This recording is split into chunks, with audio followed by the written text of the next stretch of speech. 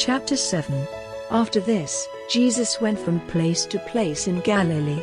He did not go about in Judea, because the Jews were looking for a chance to put him to death. But the feast of the Jews, the Feast of Tents, was near.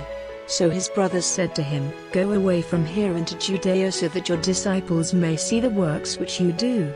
Because no man does things secretly if he has a desire that men may have knowledge of him. If you do these things, let yourself be seen by all men."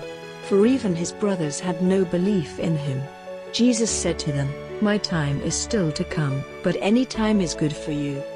It is not possible for you to be hated by the world, but I am hated by it, because I give witness that what it does is evil.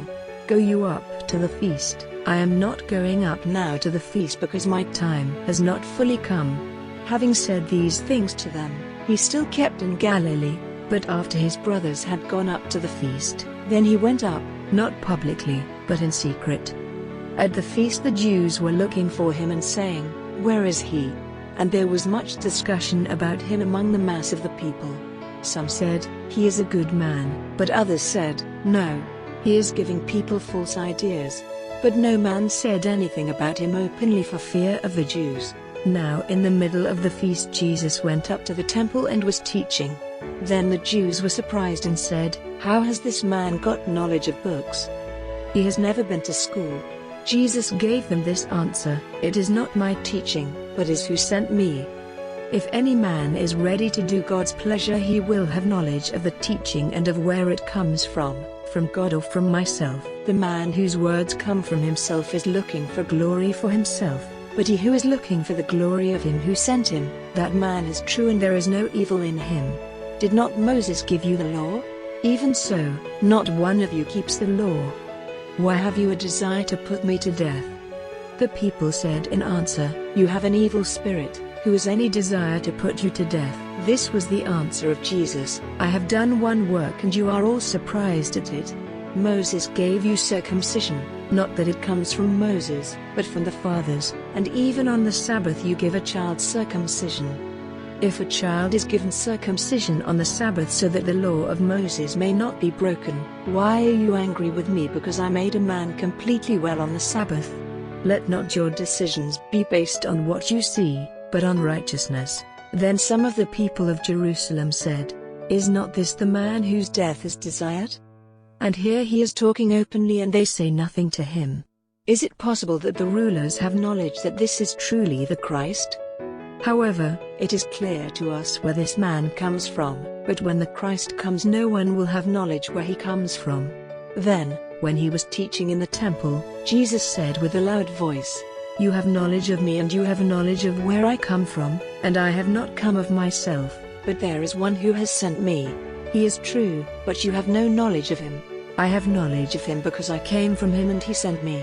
Then they had a desire to take him, but no man put hands on him because his hour was still to come.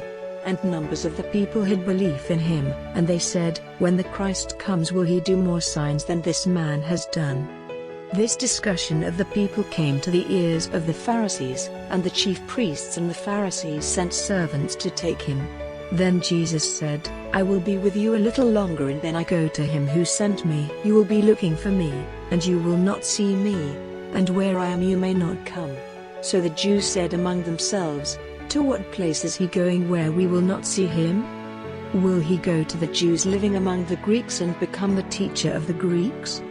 What is this saying of his, 'You will be looking for me and will not see me, and where I am you may not come'?" On the last day, the great day of the feast, Jesus got up and said in a loud voice, "If any man is in need of drink let him come to me and I will give it to him. He who has faith in me, out of his body, as the writings have said, will come rivers of living water." This he said of the Spirit which would be given to those who had faith in him. The Spirit had not been given them, because the glory of Jesus was still to come. When these words came to their ears, some of the people said, "This is certainly the prophet." Others said, "This is the Christ." But others said, "Not so. Will the Christ come from Galilee? Do not the writings say that the Christ comes of the seed of David and from Bethlehem, the little town where David was?" So there was a division among the people because of him. and some of them had a desire to take him, but no man put hands on him. Then the servants went back to the chief priests and Pharisees, who said to them, "Why have you not got him with you?" The servants made answer, "No man ever said things like this man." Then the Pharisees said to them, "Have you, like the others, been given false ideas? Have any of the rulers belief in him, or any one of the Pharisees? But these people who have no knowledge of the law are cursed." Nicodemus, he who had come to Jesus before, being himself one of them, said to them, "Is a man judged by our law before it has given him a hearing and has knowledge of what he has done?" This was their answer, "And do you come from Galilee? Make search and you will see that no prophet comes out of Galilee." And every man went to his house.